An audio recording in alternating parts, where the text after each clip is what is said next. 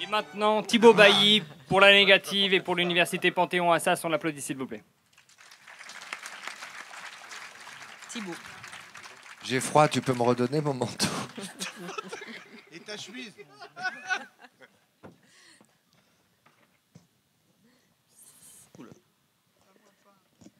Si la plume... Ça commence mal, Ouais. c'est parti. Si la plume n'envole pas cette scène, je pourrais m'exprimer devant vous. C'est pas terrible ce Thibaut. truc. C'est Thibaut, c'est moi. Oui.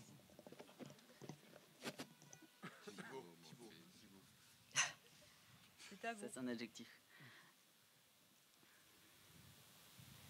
Ça y est. Arrête, laissez se concentrer. Allez, je vous redonne 30 secondes là. Parce que votre effet a été. Il est prêt à partir. Le cœur léger, je ne crois pas. Alors que des gouttes de sueur s'élancent déjà sur son front, il ajuste son ceinturon et vérifie son équipement. Sa gourde, sa pelle, sa boussole, sa machette, sa pince coupante, ses lunettes de protection et son arme. Tous répondent à l'appel. Lorsqu'il quitte sa femme, il lui écrit sur un papier une promesse impossible, celle de revenir. Ils ne se disent pas adieu, mais n'en pensent pas moins. Si elle lui souhaite bon courage, il sait bien que ce n'est pas le courage qui manquera, car déjà il court avec rage, à l'encontre d'un sombre dessein, funeste destin qu'il devine si bien. Ne doutez pas, sa femme il l'aime, son avenir bien moins. Ce n'est pas un va-t-en-guerre, et pourtant il y va. Ce sera lui l'appât du dernier jour de cette insatiable guerre, armé de bonnes intentions.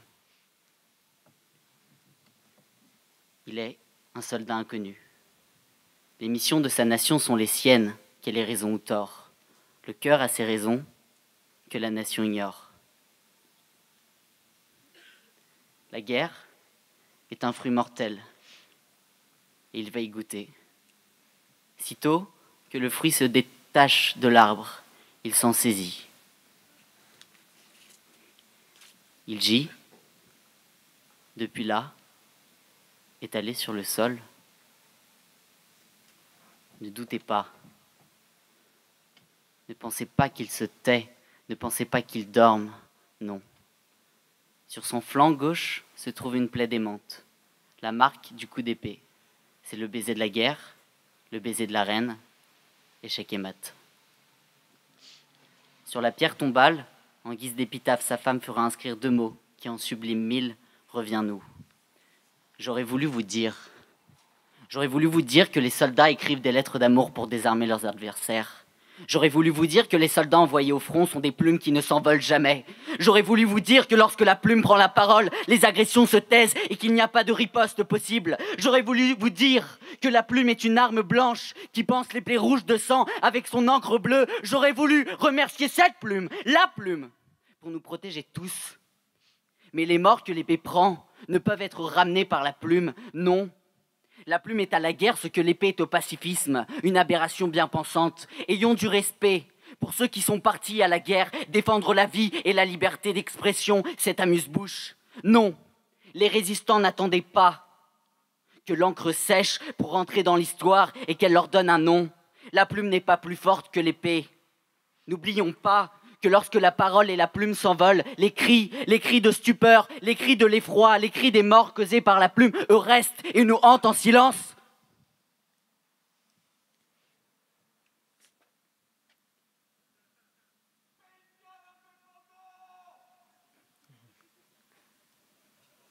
C'était pas léger, ça. Mes amis, quittons le militaire pour le militant de l'amour. Audrey, parlons d'une bataille plus douce, plus délicate, la bataille du cœur. Dans ce combat-là, il ne faut pas être un beau parleur, une jolie plume. Il s'agira d'être un maître de l'épée, un magicien du combat rapproché. Alors le grand Gandalf, peut-être, vous laissera passer. Et vous combattrez le fleuret. Que dis-je? La petite fleur au fusil.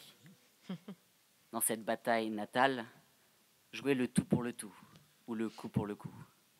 Si vous êtes un bon coureur, mais ne tirez pas à blanc. Touchez pour coucher, touchez pour couler. Votre adversaire comme le Titanic. Oui, coulez votre conquête dans cet océan pacifique qu'est l'amour. Et pour briser la glace, évitez les coups d'épée dans l'eau. De Rose, vous ne feriez pas long feu. Alors, levez les voiles, agissez, soyez cap et d'épée chez vous. Mesdames, laissez-moi vous poser une question. Si vous préférez à l'inertie des mots la grandeur des actes, ne levez pas la main, ne bougez pas. Bon, comme il y a des spots de lumière, je ne vois rien. Je vous remercie pour cette participation active qui en dit long. Messieurs, les femmes reconnaissent bien les marionnettistes du verbe. Quittons donc la plume, oui, soyons plumophobes. Soyez plumophobes. Et l'épée file, le rat, droit dans votre adversaire.